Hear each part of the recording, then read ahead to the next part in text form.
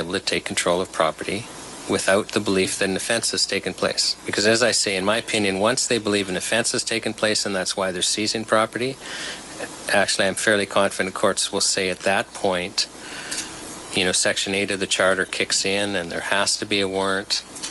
So they would have to be going under the criminal code process to get a warrant. I mean, in my submission, that's a very strong opinion that I hold, and courts are very consistent on that point.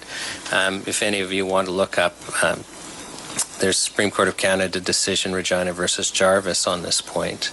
A year before that, there was a per curiam Ontario Court of Appeal decision, Regina versus Inco. And what those cases deal with is a situation where we have valid administrative powers. So, the inspectors have the right to go in, get information, ask questions. They're valid powers, but they're exercising them after they believe they have an offense has been committed. And the question asked is well, at what point do you have to stop using valid administrative powers and then, Section 8 of the Charter kicks in and criminal safeguards apply? And, usually once you believe an offense has taken place, Section 8 of the Charter kicks in and you've got to get a warrant. So, so the way this act is written, I'm reading it as only allowing legal seizure of property prior to the belief an offense has taken place. And do we want that? Let's assume that's legal. Do we want inspectors to be able to take control over property for undefined periods of time without reporting to a court, without limits on the amount of their seizure, with very gray criteria for the seizure? When I read the Act, I'm not sure where it ends. It's not very specific. If this was about safety, should there not be perhaps a safety threshold for them to do this? It's just an interesting question if that's what it's about. So I'm not sure that I answered your question, but maybe she wants to say something. And I can Yes, very quickly, please, because we're running out of time. turn my mic on. I'd just like to give my 2 cents worth on it. I don't think that anyone. Press your microphone. You have a button? Okay. Yes, great. Okay. I don't think that anyone's above the law, but I'm looking at it from a balance perspective, and I'm also a sales tax practitioner as well. So in that part of my life, I look, at inspectors, auditors, that they're human beings, and they sometimes get it wrong. We wouldn't have the tax court if they didn't get it wrong sometimes. And so if we've got an inspector in this circumstance who notwithstanding best intentions, gets it wrong, what's going to happen to the business? Because inspectors can make mistakes. If a business is considered and it gets out into the media that they have unsafe products for consumers, people aren't going to buy from that business. That business is going to go out of business. They're going to be spending a lot of money to set everything straight. And it may be at the end of the day, their reputation is so damaged by a mistake in assumptions that the business will never come back. And so that's where I come back to a balance. Is this does it have the right balance and checks and balances in it? Okay, colleagues, it's 10 minutes to the hour. We have to vacate the room at 6 o'clock because another committee is coming in.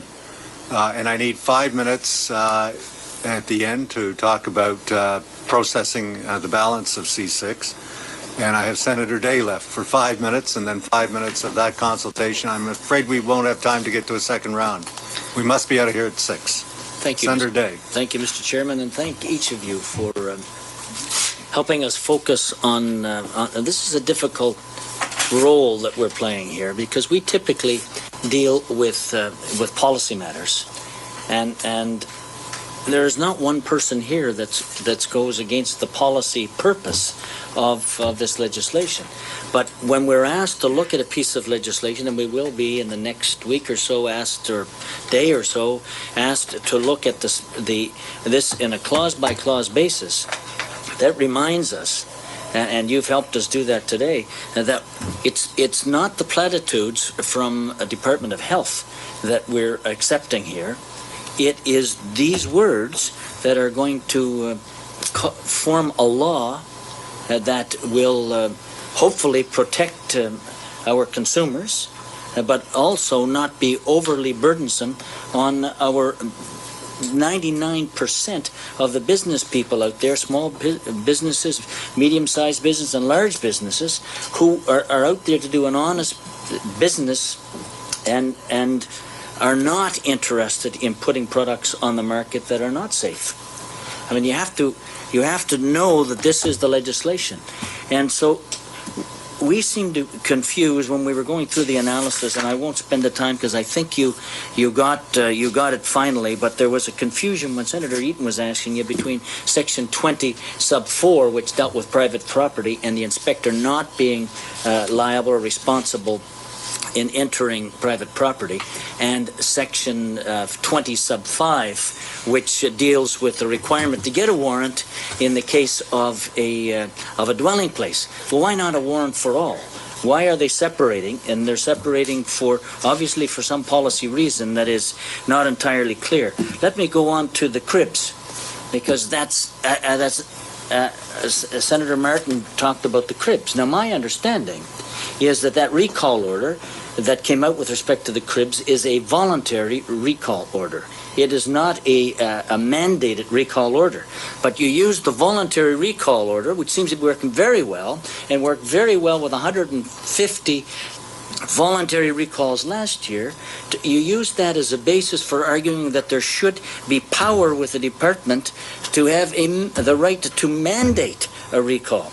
Why don't we have the provisions? That's my first question to you, is why would we allow someone we call an inspector to be judge and jury on this, and to also order recall? Why wouldn't we have that at a higher level, at least have the minister who has a political responsibility? Can you help me with that? Panel. I think that's the point I'm trying to make, is you haven't heard me say that there shouldn't be a power to order a recall. But because that has such a dramatic impact, that it needs to be reviewable. So I am actually not opposed to the structure that was set out in the Hazardous Products Act, or, if you had to apply to a court to get a recall order. But I'm just, that an inspector could do it, and that, that it's not reviewable except to another inspector. I would caution against. Okay, I'm sorry, Senator Day. We've run out of time. I'm just warming up, Mr. Chairman. Well, Ms. Cherniak, if you got a brief comment to make. The only comment that I have to make on Senator Day's question is I agree with the first part of your question, that there's going to be a burden on small, medium, large businesses, importers, exporters under this legislation. And in this economic time, is this the right time to be placing some additional burden? Because the chill factor with the extreme results that can take place under a piece of legislation, are we going to be spending more time trying to make sure that we don't run afoul to the point that our goods become too expensive?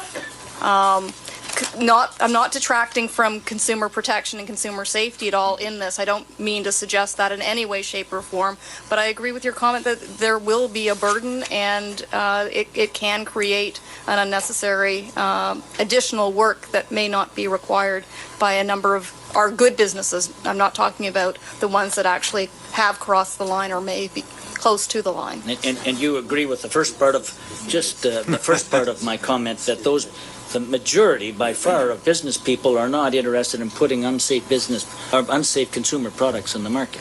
I haven't seen that. No. Okay. Thank you. I'm sure we could go another hour here without any problem, but we can't do it here. We can't do it now because our adjournment time is at hand. So let me thank the two witnesses, Mr. Buckley, Mr. Cherniak. Thank you for having us. For being here, and thank you for your contribution to this debate on C6. And we'll just pause now for about 30 seconds, and then I'd like a discussion. I'd like to inform you how I see this going from here and get your feedback.